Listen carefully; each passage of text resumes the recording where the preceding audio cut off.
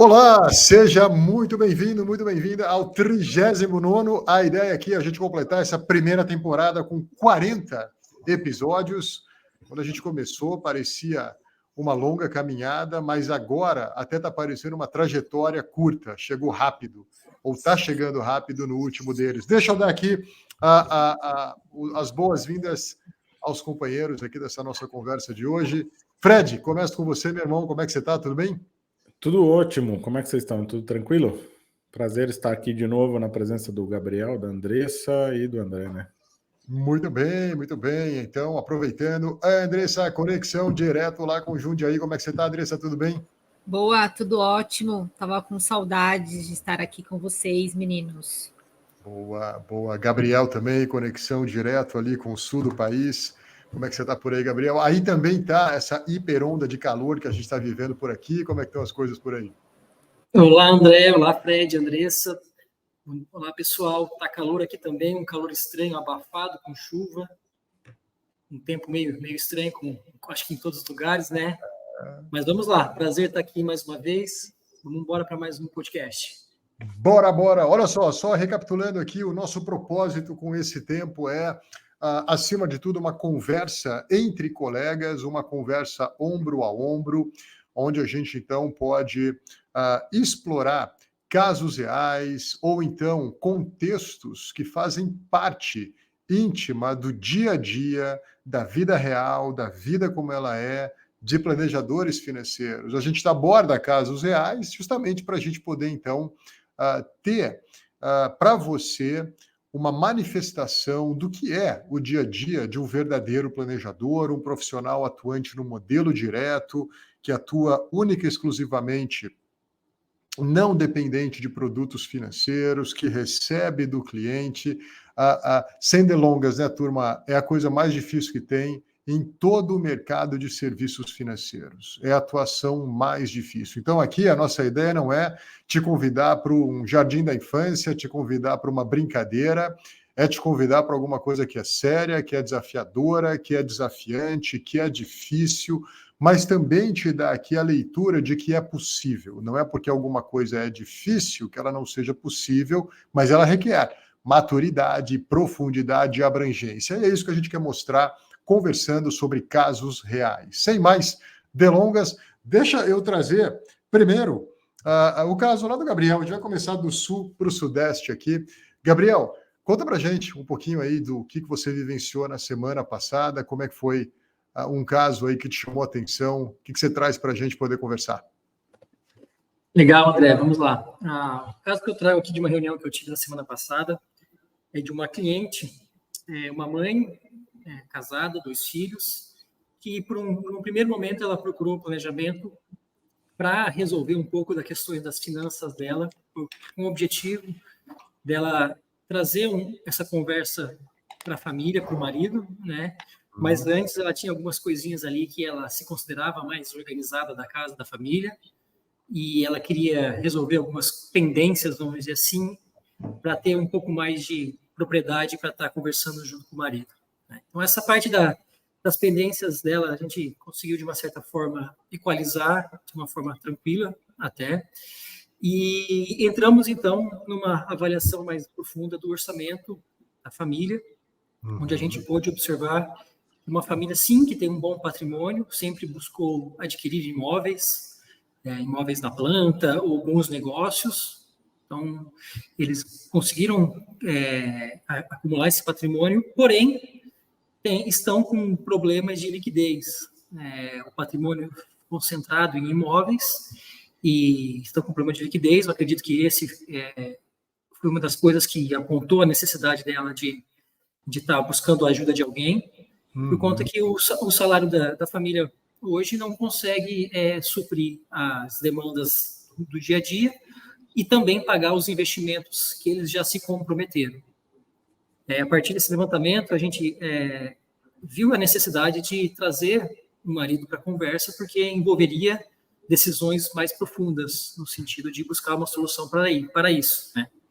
E na reunião passada foi onde a gente viu ali que temos uma dificuldade muito grande em trazer o marido para a conversa. Existe um certo, vamos dizer assim, medo ou preconceito até do marido de abrir as finanças da família ou dele para uma pessoa de fora, uma questão ainda de falta de confiança ainda, né?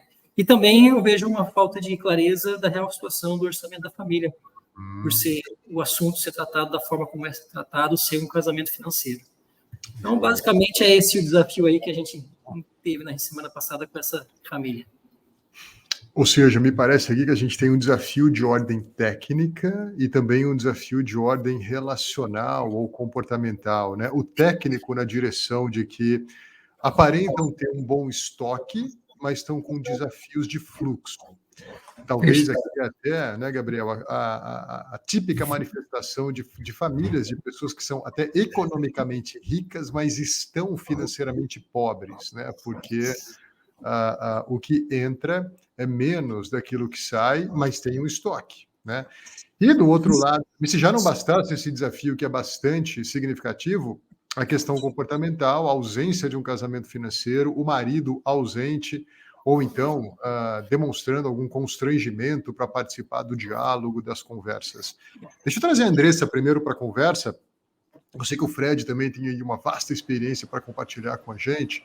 Vai aquecendo os motores aí, queridão. Andressa, em situações como essa, o que você aborda primeiro, minha amiga? Ou você tenta fazer as coisas meio que no paralelo, assim, você cuida da parte mais técnica, você vai para a parte mais comportamental, do casamento financeiro, do distanciamento de um dos cônjuges, ou você olha primeiro uma coisa e depois a outra? Qual que é o teu modus operandi para tratar de casos como esse? Não são casos tão incomuns assim na minha carteira, né? Então, o que eu faço normalmente? Eu tento trabalhar com aquilo que a cliente está mais acessível, porque não é um assunto que está muito fácil para ela falar, né? Imagina, ela quer falar sobre finanças e o marido não quer aparecer na reunião. Não é uma coisa mastigável. Então, eu tento, a primeira coisa que eu tento tratar é aquilo que ela quer tratar. E, aos poucos, de forma silenciosa, eu vou tentando me entender por que ele não está na reunião, e ela vai me contando. Porque se eu for fazer aquilo que eu quero, eu posso entrar numa barreira de rejeição dela e vou perder a cliente. Porque ele não me quer. Então, se eu fizer alguma coisa que ela discorda logo no começo, ele vai ter material para falar, olha, tá vendo? Eu falei para você que não ia se dar bom, não ia dar certo isso. Então, eu dou, na primeira instância, aquilo que ela precisa. Que ela acha que ela precisa, né? E depois eu faço aquilo que eu realmente vejo que ela precisa. Então, eu dou aquilo que ela quer. Porque a gente precisa acolher o cliente, né? Ele procura a gente porque ele tá precisando, né? Ele realmente precisa de alguma forma. Então, eu vou mexendo nas duas coisas, mas no primeiro momento, Gabriel, eu dou para ela aquilo que ela realmente quer. Joia. Fredão, a Andressa trouxe para a gente aí um traço, né, daquilo que até a palavra didático aponta, né? O didático é a conjugação de duas características, por isso o prefixo de, que é o acolhimento seguido de instrução, né? Muitas vezes a gente quer instruir sem acolher. A gente parece aqui um justificador de coisas. Mas também tem o equívoco da gente querer só acolher sem depois instruir. Aí a gente quer ser o amiguinho das coisas. O nosso trabalho não é trazer só conforto, é resolver um problema. Tem que, como a Andressa colocou, ser didático, acolher e instruir. E você, como é que você tem lidado aí em situações como essa, cara? Dá para ser muito paciente ou chega uma hora, alguns anos depois, que diz o seguinte, não, ó, o que vocês têm que fazer agora é isso, e pá. Como é que você tem lidado com casos assim? Ô, André, primeiro ponto aí, uma dica para o Gabriel e para todo mundo que enfrenta esse problema é: não adianta a gente querer também dançar só a nossa dança, né? Tem que se adaptar à dança que o cliente está querendo colocar, entendendo junto com ele como é que as coisas estão sendo validadas, estão sendo estruturadas, como é que as coisas até hoje vieram rodando, né? A partir disso, você começa a mostrar e aí a melhor ponta de liderar, porque aqui você está liderando essa família, né, Gabriel? A melhor ponta de liderar é pelo exemplo, então você vai colocando os exemplos de como, por exemplo, eles dois seriam uma soma perfeita, vamos supor assim, eu não digo que é perfeito, mas uma soma boa para conquistas de mais planos, para realizações de mais sonhos e etc. Né? Os benefícios desse casamento financeiro. Né? Óbvio, tá? Se você entrar no embate, é parecido com o que, por exemplo, eu tive 2 vezes, clientes que eram solteiras quando me contrataram, e a partir do momento que começaram a namorar, eu tive um embate que eu tive que lidar muito bem com os namorados, né? É aquele negócio, poxa, eu tô namorando ela agora, eu sou o homem, eu guio isso. E na verdade, não, né? Um caso deles cancelou e ela depois voltou quando terminou com ele, muito arrependida, e o outro é até hoje e ele se tornou meu cliente, tá? Mas nunca tentando forçar, né? Sempre dando a direção, sempre orientando e falando dentro das reuniões e todas as análises, tudo aquilo que nós poderíamos fazer a mais com a participação de todos. Não abandonando ela, não deixando ela ao Deus dará, vamos falar assim, né? Não deixando de falar com ela as coisas, mas mostrando que a completude da equipe faria resultados melhores, né? Muito bom, muito bem. Gabriel, você aí, cara, o que você tem enxergado como traços, passos, caminhos, estratégias para tentar trazer esse cônjuge que está mais desconectado? O que você pensa em fazer aí nos próximos 30, 60 dias? Então, eu acho que isso que o Fred e a Andressa trouxeram é bem importante, porque no atual estágio do trabalho, nós, como planejadores, já sabemos quais são as soluções, né? Mas se a gente tentar impor elas, vai ser difícil que isso aconteça. A gente tem que tentar, de certa forma, provocar no cliente esse mesmo entendimento, sem, de uma forma direta, impor para ele que ele deve fazer aquilo. Né? Então, o trabalho que eu tenho tentado fazer, uma coisa já foi, acredito que positiva, porque quando ela começou o trabalho, ela não queria a presença dele, e mostrando para ela a real situação que a família está, agora é um desejo dela, que ele enxergue a mesma coisa que ela está enxergando. O desafio, e eu até adotei uma estratégia, né, é trazer ele. E a estratégia que eu busquei combinar com ela para trazer ele, o ideal seria, numa reunião, nós apresentarmos para o cliente o orçamento, a situação, né, para o nosso conhecimento, dizer para ele como está. Como está sendo difícil trazer o marido para a reunião, eu combinei com ela, dela tentar combinar com ele uma conversa, e nessa conversa ela apresentar para ele o orçamento da família detalhado, porque eu acho que é uma forma a gente ir para o lado técnico para provocar a necessidade do cliente aprofundar a conversa para um lado mais emocional e pessoal. Então, eu convidar ele para, quem sabe, porque eu acho que aparentemente ele não conhece de fato como é que é o orçamento da família, o quanto que eles estão gastando, o quanto que eles têm de compromissos com investimentos, para quem sabe, ele enxergando isso, ele se mobilize a participar, porque talvez o cenário que ele tenha na cabeça dele não é de fato o cenário real que a família está vivenciando, porque ele não tem essa clareza que ela está tendo hoje. Então, estou tentando ir por esse caminho aí, não sei se, vamos ver se vai dar certo. Muito bom, eu acho um caminho legal e quando me deparo com situações análogas, né, bom, primeiro, não é incomum, né, não sei se o Fred, a Andressa e Gabriel concordam, mas talvez o mais comum seja ambos participarem, mas ainda assim, um sempre mais interessado do que o outro, né?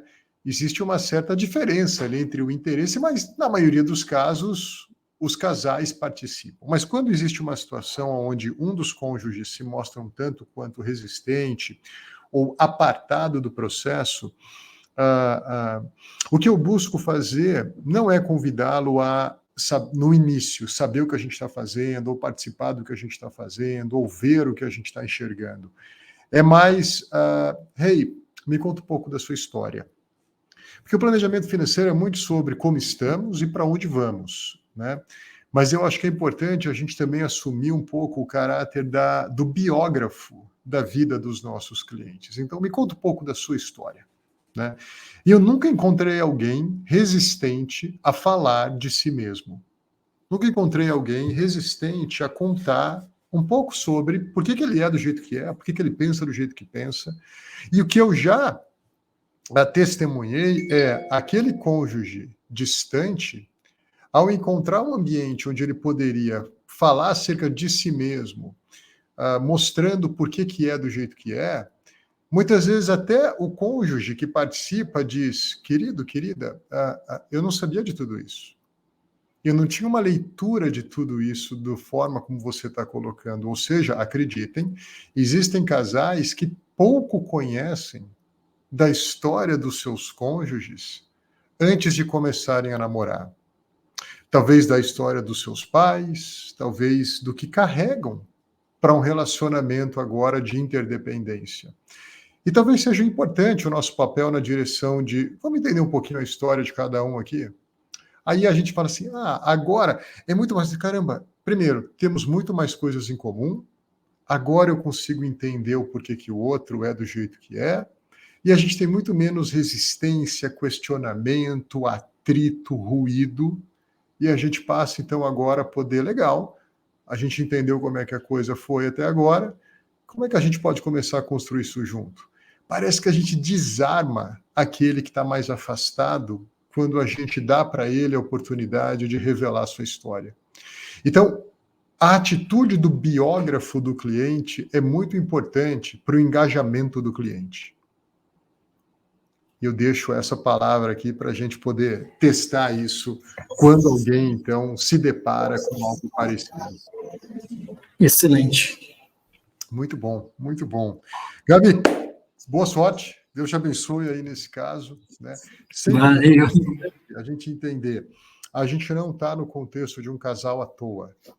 A gente não está no contexto de um casal por acidente. A gente tem um papel ali também a desempenhar. E o planejamento financeiro é só o meio que a gente usa, é a mídia que a gente usa. Não é o que a gente faz, é o que a gente usa. Né? Muito bom, meu irmão. Obrigado por inaugurar bem aí essa nossa conversa. Dressa, deixa eu te chamar para a conversa agora. E você, querida amiga, o que você tem aí de caso interessante para compartilhar? Eu tenho um caso que eu gosto de trabalhar, que eu brinco que é o caso tradicional, caso arroz com feijão. É aquele caso que senta na sua frente e fala assim, ganho bem, não sobra, não sei para onde vai. A gente chegou num ponto onde a gente usa o cheque especial, mas a gente não tem filhos, a gente está desesperado. E aí eu adoro quando chega esse caso, porque eu já falo, é o caso tradicional, que é o caso que realmente a gente tem que olhar para vários pontos comportamentais e ao mesmo tempo dos números, né? Então eu tenho um casal jovem que chegou nesse momento assim para mim, que na minha visão é um casal onde eles fazem muita contabilidade mental. A gente pode comprar isso porque já gastamos com aquilo, aí no final do mês vai entrar um dinheiro ali. Então, é um casal que não tem muita clareza, então eles vão contabilizando na cabeça deles aquilo que eles podem fazer, o que eles acham, porque eles têm uma coisa que eu brinco muito, que é um ponto de referência diferente da realidade deles. Então, os dois, eles trabalham para uma empresa internacional e eles andam muito com os diretores. Então, o almoço é diferente, as roupas são diferentes, os carros são diferentes, mas os salários são também diferentes. E eles querem viver nesse universo. Então, eles ficam nadando nesse universo que não condiz muito com o ambiente deles. E aí, eles entraram num ciclo, meninos, que eu gosto de brincar, que é um ciclo de impotência, né? Eles tentam sair dessa sensação de por que não sobra, eles não conseguem. Eles não conseguem enxergar quais são os pontos que estão dando errado. E aí eles chegam para o planejador e falam, não sei o que eu estou fazendo de errado. Tá tudo certo. E é um casal totalmente disfuncional, porque eles não são casados financeiramente, cada um tem seu cartão, cada um gasta, um dia gasta no cartão de crédito do outro, com a mesma compra, mesma função, vários restaurantes no mesmo cartão, aí depois no outro. Qual é a categoria disso? Ah, foi porque foi desse jeito. Cada um, os dois ganham no mesmo dia, só que o vencimento do cartão de um é de uma data, do outro é de outra data. Totalmente desconexo ao fluxo de caixa. Eles não fazem a menor ideia de quanto eles gastam com comida, sabe assim? Existem alguns gastos que não são claros um para o outro. E existe muito sofrimento familiar de pais que se separaram por causa de mentira financeira. Então, é um casal que chora bastante na reunião, porque eu não quero mostrar, eu não quero que ele veja meu dinheiro, porque ele vai me julgar. Então, é uma reunião onde eu tenho que ser bem carinhosa, bem romântica, bem amorosa, para com que eles não briguem, para com que ele seja mais amoroso com ela, porque ela sustenta a mãe de uma forma mais silenciosa. Então, é uma reunião bem intensa, assim, que eu adoro. Dri, continua aqui com a gente, 39 episódios, primeira vez que a gente traz esse conceito da contabilidade mental, né? Jura? Salvo engano, né, esse termo foi cunhado ali em 1998, 99, pelo Thaler, e Isso. eu sei que você curte bastante essa questão, você estuda isso. Compartilha um pouco mais aí o que é essa tal de contabilidade mental e como é que você vê isso aplicado em planejamento financeiro, em finanças pessoais. Dá um resumo executivo aí desse conceito para a gente puxar essa perninha aí da conversa. André, acho que a contabilidade mental é quando o cliente ele tá trabalhando com o sistema 1 dele, quando ele está trabalhando 100% no automático, ele automatizou tudo aquilo que ele faz no dia a dia, e ele justifica. Então, ele fala, eu posso comprar aquela calça de R$1.000, eu já gastei 600 na semana passada, eu dou um jeito de pagar. Então, ele somatiza as coisas, mas o cérebro dele automatizou. Ele não consegue somar. Então, ele faz a gente chama de contabilidade mental. Ele está mentalizando aquilo, mas ele não efetivamente está olhando para aquilo. Tá. Então, assim, de forma bem resumida, tá? Existem estudos sobre isso, né? A gente pode falar sobre a contabilidade mental na parte cultural, na parte de trabalho, na parte comportamental, mas basicamente aquele, deixa disso, vamos fazer, depois a gente vê o que a gente faz. A gente não precisa deixar esse sonho acontecer, a gente soma isso depois. Entendi. Nós não vamos deixar de participar desse sonho por causa disso, né? Vai dar. Eu acho que dá. Eu tô pagando parcelado, mas eu não me lembro quantas parcelas, já estão na quarta ou na quinta? Vai dar. Interessante. E esse caso em específico, né, Andressa, e aqui eu já começo a trazer para a conversa o Fred e o Gabriel, além desse exercício da contabilidade mental, o termo em inglês, né, é o famoso keeping up with the Joneses, né, ou seja, vivendo também num ambiente, em relacionamentos, como você bem citou, de pessoas que têm um estilo de vida ou até um padrão de vida superior ao desse casal. Então, parece uma coisa meio bombástica aí para as finanças pessoais, né? O exercício particular individual da contabilidade mental e, no coletivo, eles vivendo num ambiente com pessoas com padrão de vida muito maior, né? Gabriel, isso acontece só em Jundiaí ou aí no sul? Também acontece. O que você sensacional. percebe nisso daí? O que você me conta? Como a própria Andressa já disse, é um caso, família, um casal arroz e feijão, né? E eu vejo que é uma realidade muito, muito comum, principalmente nos casais que têm a capacidade de buscar um planejador, né, por conta da renda que eles têm, mas como a Andressa disse, eles vão gastando, né? Vão gastando e não sabem para onde o dinheiro está indo. E buscam um planejamento financeiro justamente para ajudar nisso, eles têm essa clareza e mudar um pouco desse comportamento que é dificultado justamente pelo ambiente que eles vivem. Uhum. Quem está ao redor, esses clientes, eles têm muito aquela sensação de um direito adquirido, né? Que eu tenho eu tenho que ir nesse restaurante todo sábado à noite, eu tenho que ir no restaurante, eu tenho que fazer esse passeio, todo ano eu tenho que fazer o aniversário do filho, como se aquilo fosse algo mandatório, obrigatório, não fosse nada que pudesse ser pensado melhor e comparado com talvez um outro objetivo maior que a família tem. Então, o desafio nosso é trazer isso para o cliente.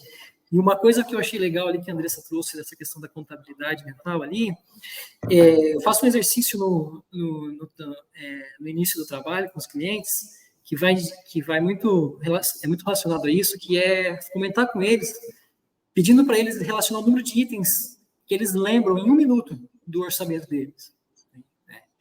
E nesse exercício, a média que um cliente relaciona ali é dependendo do grau de consciência que eles têm, é de 6 a 12 itens, né? E quando a gente termina o orçamento, a gente vê lá que uma família vai ter lá 30, 40, 50 itens, né?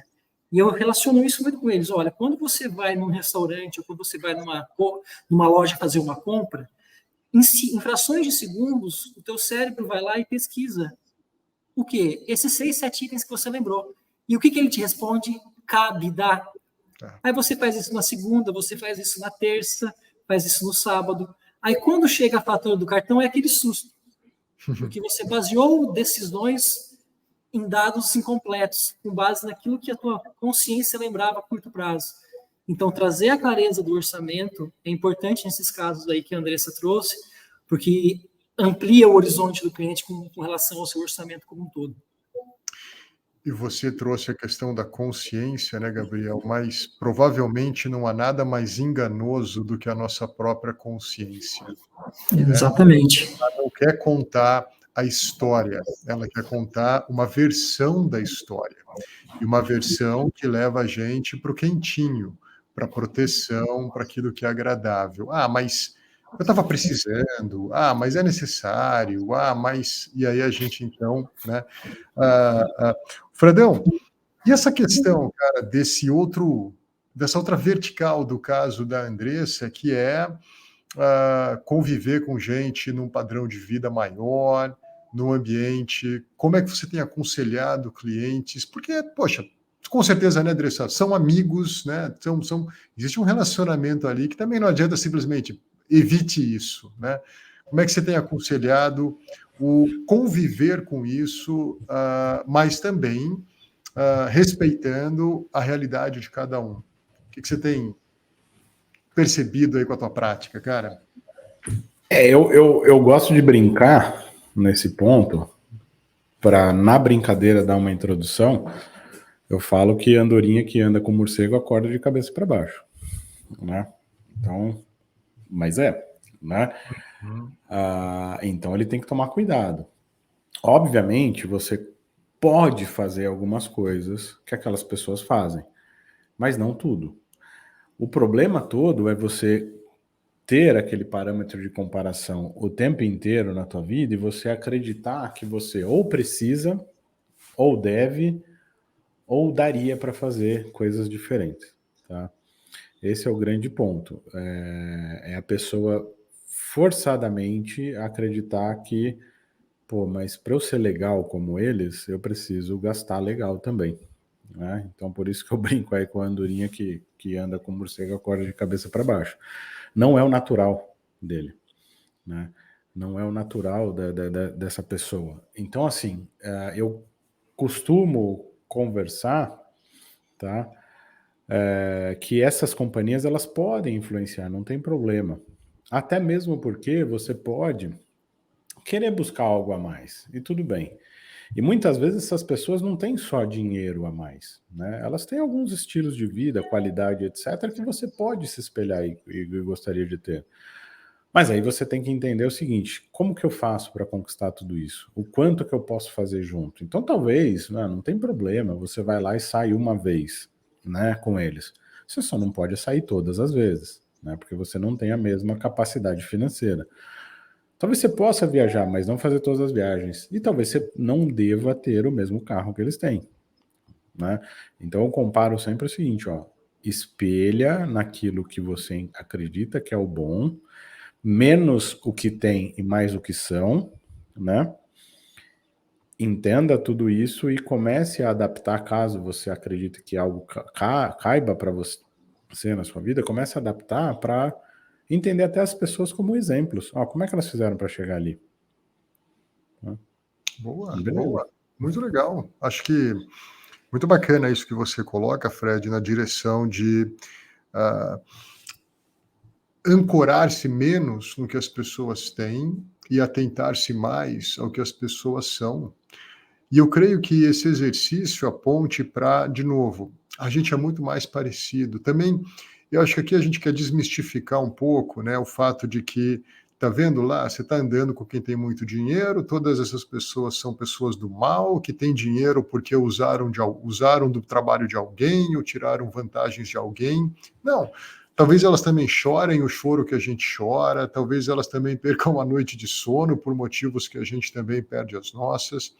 Então, baseie-se as suas amizades, o seu relacionamento, a hora de voo com essas pessoas, mais orientadas em quem elas são, né? Talvez aqui também a biografia faça sentido, um ambiente onde vocês possam, de fato, desenvolver uma amizade e não só cultivar um relacionamento de coisas para fazer junto.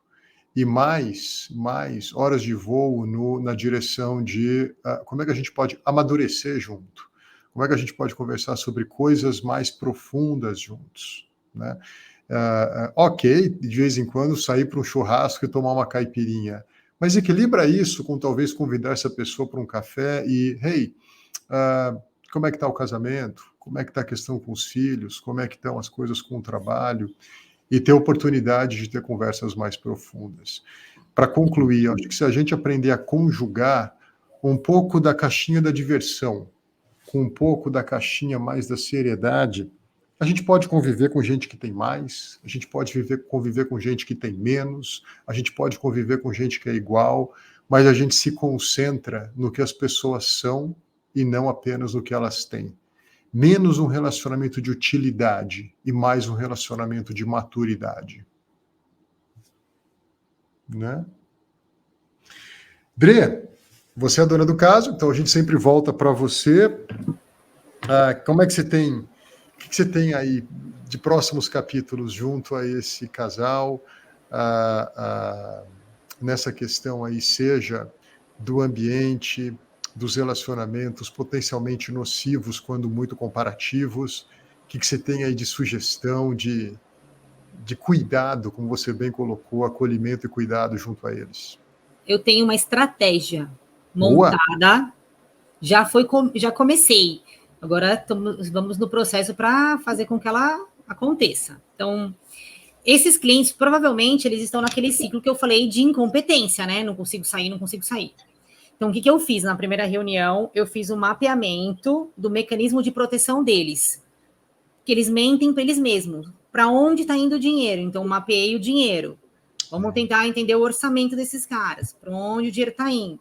Agora, eles digitaram, estão lá digitando, alimentando o aplicativo, contando para eles mesmos, porque eles estão vendo, e contando para mim para onde o dinheiro está indo.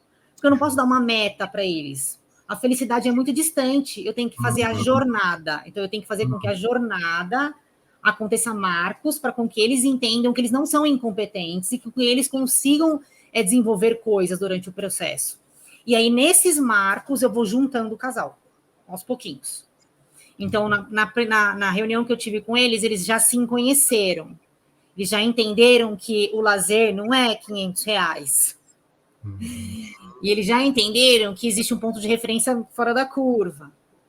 E agora eles deram as mãos e vão entender que eles vão precisar dividir o mesmo cartão. Então, o primeiro marco eu já consegui. Então, eu criei uma jornada e dentro dessa jornada, o ponto final vai acontecer. E eles entenderam que é um processo. Eu não vou tirar a forceps o resultado. Joia. Eu vou construir com eles. E tá indo super bem. Muito bom, muito bom. Eu acho que mostrar o passo a passo, a progressão e justamente, olha, é aquilo lá, né, pessoal? Nenhum cliente chega para a gente... É o seguinte, ontem o cliente chegou para a gente do jeito que ele chegou hoje. ele chega para a gente do jeito que ele está hoje, a partir do que ele é há 20 anos, 30 anos, 40 anos. Então, se o cliente não é hoje o jeito que ele chegou ontem, ele não vai ser amanhã o jeito que a gente diz para ele se tornar hoje. É também um processo, é também uma progressão. E muito bem colocado, Andressa, ótimas palavras. Eu não tenho que dar uma meta, eu tenho que acompanhar uma jornada. Né? Eu tenho que fazer planejamento, eu não tenho que mostrar um plano. Eu não posso estar planejadora, eu tenho que ser planejadora. Né? E eu acho que isso ensina, ou pelo menos deixa muita pulguinha atrás da orelha de quem está ouvindo a gente. Muito, muito, muito bem colocado. Né? Fredão, vamos encerrar com você o nosso penúltimo capítulo dessa primeira temporada. No próximo episódio, o de número 40 dessa primeira temporada, eu vou revelar as ideias que a gente tem para o ano que vem, ou para a próxima temporada. Fred, mas vamos lá. O que você traz para a gente aí, para a gente poder conversar? André, foi até falando aqui com a Andressa numa reunião que nós fizemos aqui, uma sessão de mentoria, antes até do nosso podcast, que veio a ideia, eu já tinha até conversado um pouco com ela em outros momentos, do seguinte: pô, como é que nós nos preparamos para uma reunião ou reuniões onde nós sabemos que está tudo bem, que não existe um real problema junto com o cliente, que as coisas estão caminhando bem, que os planos estão sendo realizados. Aí a pergunta fica, né? Será que a gente precisa sempre de um real problema para cuidar? Né? A reunião de acompanhamento, as questões todas lá para frente, será que ela não pode ser uma reunião mais sobre listar conquistas, conversar sobre as próximas ondas que vamos surfar? Como que a gente ajuda aqui? A ideia seria o seguinte: como que nós ajudamos aqui numa discussão ampla os planejadores nesse ponto? Porque eu, você, pessoas que estão talvez há mais tempo, ou a própria Andressa, o Gabriel, pô, é um bom sinal se está tudo bem. É sinal que você está fazendo um bom trabalho junto à família. Pô, e aí isso é sinal que você já entregou e não tem mais continuidade? Lógico que não, né? É um sinal que você está caminhando junto com eles num cenário, numa situação de tranquilidade, né? Num cenário onde, se a gente enxergar de forma similar aí no meio do oceano, ele está calmo e sem ondas, né? Perfeito. Então, como fazer isso? Porque realmente o que a gente entende aqui, eu entendo, conversando com alguns planejadores, é que dá um frio na barriga. O Fred não tem mais problema para resolver. Está tudo encaminhado. Eu tenho algumas pontas para falar sobre isso, mas quero ouvir mais o pessoal aí e você. Legal, legal.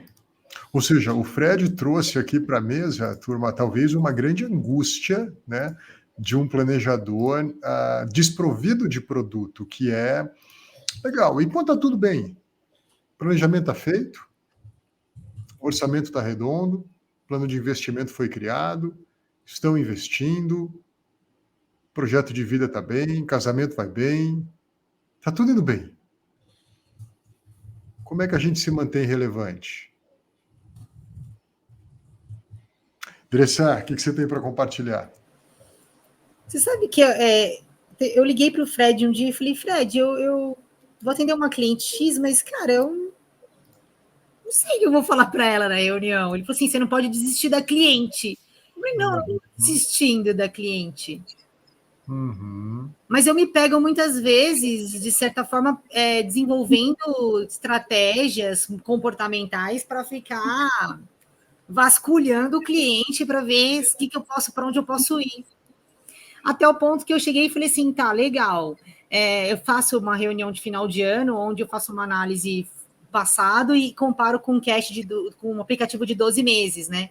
Aí eu comecei a utilizar essa reunião como uma reunião de tipo, tá tudo bem, olha, legal, a gente completou as etapas, vamos olhar para aquilo que a gente conquistou. Mas eu confesso que eu fico angustiada. Parece que eu não tenho importância mesmo. Nossa, acabei. A minha próxima página ficou em branco. Eu tenho dificuldade. Acho que porque eu sou muito recente, não sei, porque a minha carreira é nova, sou um bebê nessa área, não sei, estou engatinhando. Uhum. Muito bom, muito bom. Saudável, madura, honestidade, sempre é muito bom. Gabriel, e você aí, é uma angústia que também preenche a tua perspectiva de carreira? Tá tudo bem, você fez o trabalho perfeito. E aí? Será que eu vou ter Confesso, cuidado com o cancelamento, com a descontinuidade do serviço quando eu faço tudo certinho? O que você pensa sobre isso, cara? realmente, André, eu acho que é uma coisa que começa a sondar a carreira de um planejador financeiro quando ele começa a ter clientes aí com uma jornada um pouco mais longa. Eu acho que é o caso que estou começando agora, a Andressa também, né? Estou entrando no 5º ano de planejador financeiro e começo a me deparar com algumas situações dessa forma e traz sim um pouco de angústia, né? Mas eu tenho tido algumas reuniões que têm me trazido um pouco de tranquilidade nesse sentido, porque ao mesmo tempo que durante a reunião a gente enxerga que está tudo bem, eu tenho ouvido a manifestação do cliente que isso está bem graças à ajuda que ele teve com o planejamento financeiro. Acho que é importante a gente, isso me deu uma linha, né? É importante a gente identificar se está tudo bem é porque a gente está sendo realmente relevante, que algo está acontecendo, ou se é porque as coisas estão muito mornas e nada está acontecendo. A minha leitura, por enquanto, ainda novo nesse ambiente aí de reuniões aí de clientes que estão indo tudo bem, é que se ele está alcançando seus objetivos, se ele está fazendo os investimentos que ele precisa fazer, se o orçamento está alinhado, é porque eu estou sendo relevante e ele está vendo valor no trabalho que a gente está entregando e vai manter o relacionamento conosco. Eu tenho tido essa leitura. Conjugando, então, né, Gabriel? De um lado, existe também aí esse, de novo, maduro receio, mas começando a ter alguns traços de que, opa, Fredão, você trouxe o desafio, já tem alguma receita para isso? Como é que você tem lidado com isso? O que você tem para compartilhar? Ô André, você sabe que por mais que nós nos conheçamos há 30 anos, às vezes eu falo uma coisa, às vezes você fala outra, né, que te faz ampliar um pouco as coisas, e o legal é, a partir daquilo, de forma madura e objetiva, ampliarmos o pensamento em relação a esse ponto. Então, por exemplo, quando você fala que nós não entregamos um mapa e sim seremos o guia, eu completo essa tua frase, eu completo essa tua comparação, parábola, vou fazer o que quer que seja, né?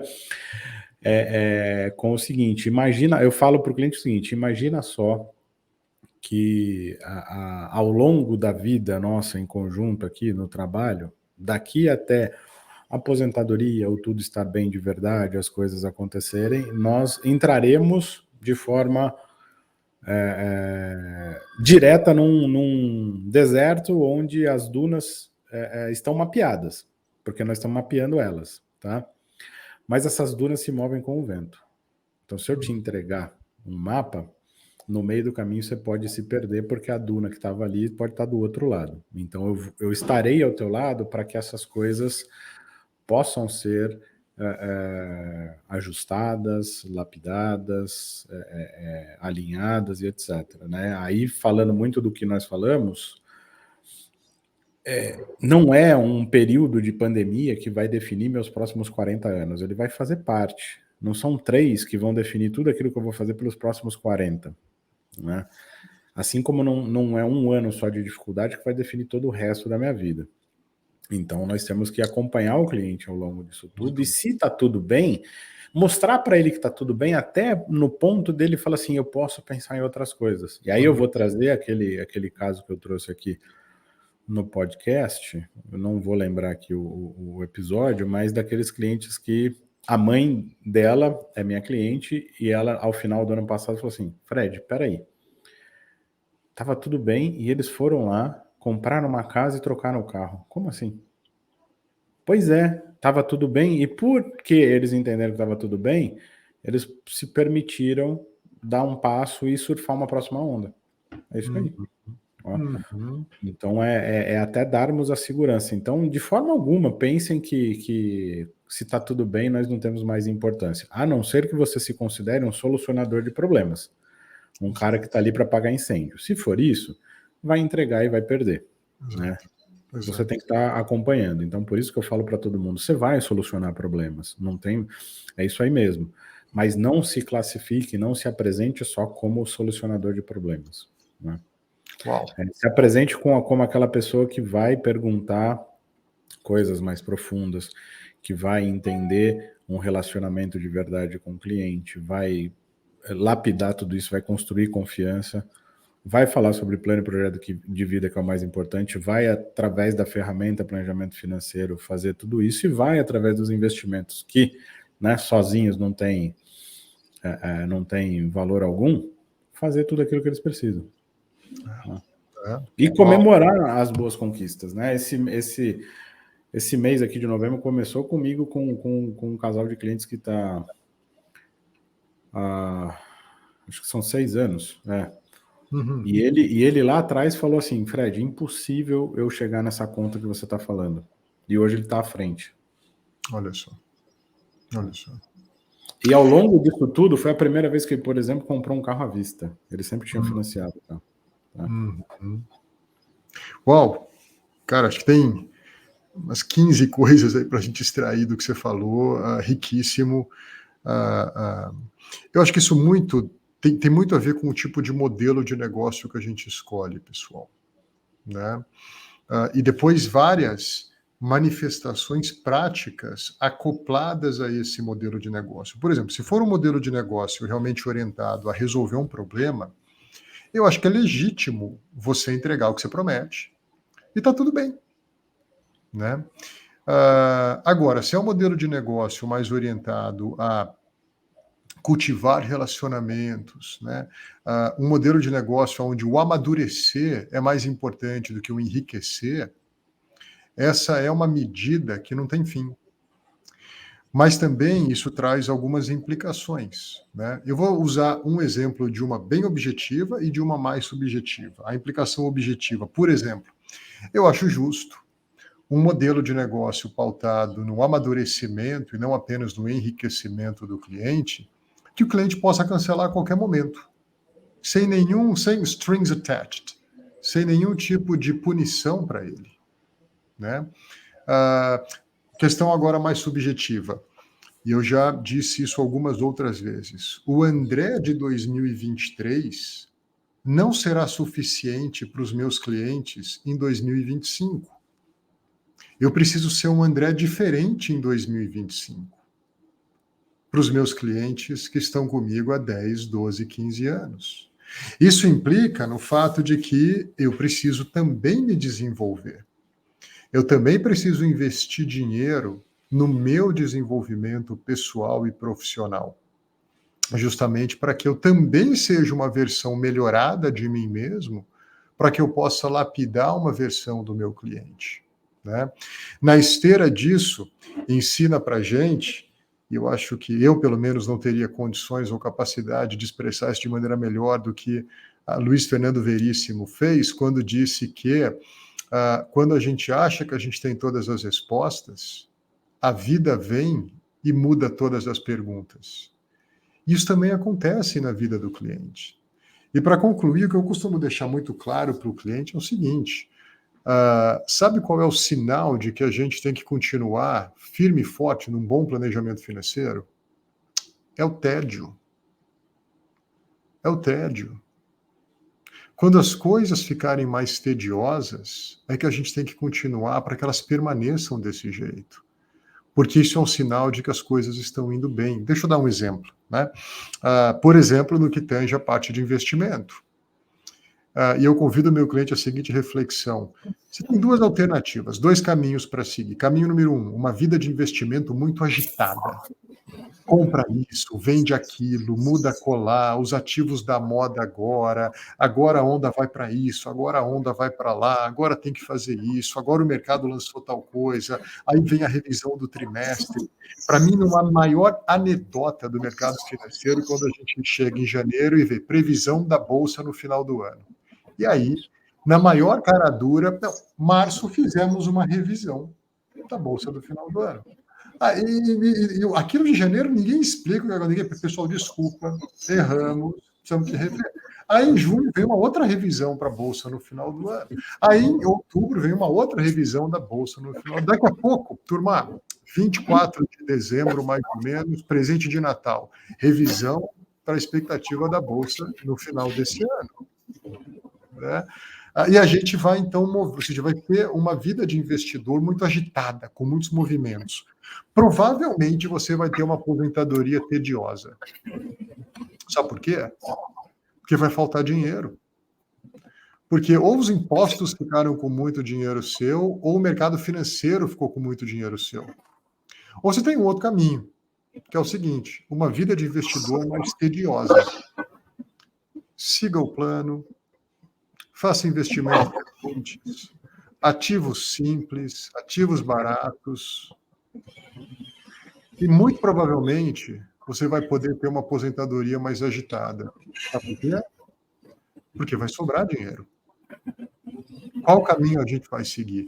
Então, na medida que eu vou repetindo isso, o cliente já está preparado para a continuidade, ela se dá quando o tédio intencional se faz presente. O mercado financeiro precisa de novidade para se mostrar relevante. Uma manifestação que planejador financeiro, bem colocado, Fred, precisa de um problema novo para resolver. Ei, não precisa de um problema novo para resolver. O tédio faz parte. O que também não significa que a gente não possa eventualmente ir ontem à noite, eu fiz isso para um cliente. Uma simples pergunta. Ei, está tudo bem? Já tem tempo que está tudo bem, a gente está junto há 12 anos. E a pergunta de ontem foi, queridos, qual é a nova aventura? De novo, eu não estou trazendo nada, eles aqui vão trazer. Qual é a nova aventura? Os filhos já estão criados, aquela ajuda inicial para os netos já foi dada. Qual é a próxima aventura? Qual é a próxima aventura? Eu adoraria continuar essa conversa em março do ano que vem com vocês. Então, a gente tem que estimular as pessoas também, muitas vezes, a uma nova estação na vida, a uma nova aventura na vida, sabendo que toda a outra parte está caminhando bem e está indo tudo legal. E para concluir, eu realmente acredito, tá? E muitas vezes basta a gente acreditar para a gente também. Sabe aquela coisa? Se você acredita, vai dar certo. Se você acredita ao contrário, também vai dar certo do mesmo jeito. Não importa o que você acredita, né? Que na medida que um cliente tem uma relação madura, profunda e longeva com o planejador, ele vê valor nisso. Sabe em que sentido? Em que medida? Poxa, eu já chego lá para o Gabriel, eu já tenho uma conversa com a Andressa e ele já me entende. Eu não preciso, de novo, ter que passar por um processo de adequação, de relacionamento. Ele já entende. E as coisas vão mais fácil, as coisas vão com mais efetividade. Mas, de novo, o cliente só vai ter essa sensação se ele também perceber o seguinte: Andressa, a tua versão de 2023 foi muito melhor do que a tua versão de 2021. Como vai ser a Andressa em 25?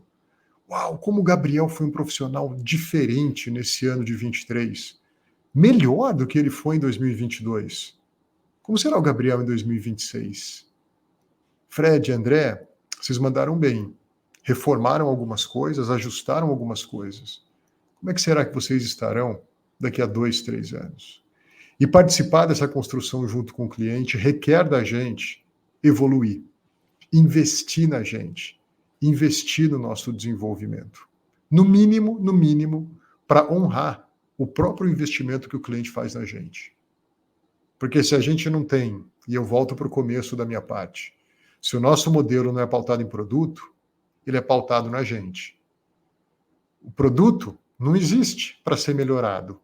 A gente existe para ser aprimorado. Mas a gente tem que querer aprimorar. E isso também requer investimento. Né? Decodificando isso, olha, Andressa, Gabriel, não se assustem com o tédio e com está tudo bem com o cliente. Ele vai começar a olhar menos sobre como é que está a situação dele e mais sobre como é que pode estar o relacionamento de vocês a partir de um profissional aprimorado. Isso tem um valor imensurável, imensurável. Mas não deixe de repetir para o seu cliente que o teu trabalho é garantir que tudo vá bem e que a grande medida disso é o tédio, por mais contraintuitivo que isso possa parecer. Né? Certo? Boa, muito André. bom, Fredão. Diga, André. Boa, muito boa. Excelente.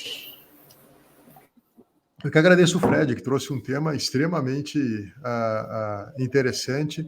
E agradeço a Andressa também, né? Que então, aí na mentoria com o Fred, articulou muito bem esse desafio e a gente pôde aqui conversar sobre ele. Muito bom. Lembrem, pessoal, nada melhor do que uma troca, nada melhor do que, hey, me diga o que está no teu coração para a gente poder ajudar, para a gente poder servir, né? Eu pratico isso e a gente, na medida que pratica cada vez mais disso, é como o aço que afia um aço, né? Ambos saem afiados. Já perceberam isso? Né? Ambos saem melhor, né? Ninguém sai perdendo, né? Assim como uma boa troca entre a gente. Valeu, turma!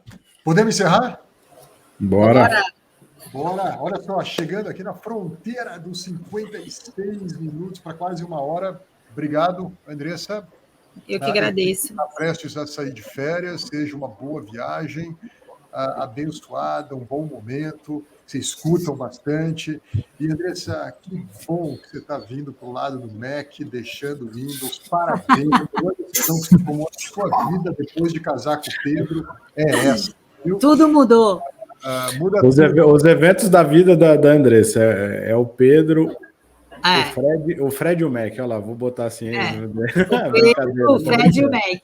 Muito bem, muito bom. Não, é o Pedro, o Fred, a Life e o Mac. Muito bom, André. Gabriel, obrigado mais uma vez pela participação. Quem tiver assistido esse vídeo em algum momento vai ver que eu e o Gabriel estamos no projeto Bigode. Daqui a pouco a gente aparece de bigode mexicano aqui para ver que você vai ficar bom ou não. Queridão, obrigado. Só falta um, hein, para a gente completar a primeira temporada. Só falta um. Show. Parabéns aí pela trajetória, hein? Um prazer poder estar participando. Valeu, pessoal. Galera. Um abraço. Fique com Deus. Tchau, beijos.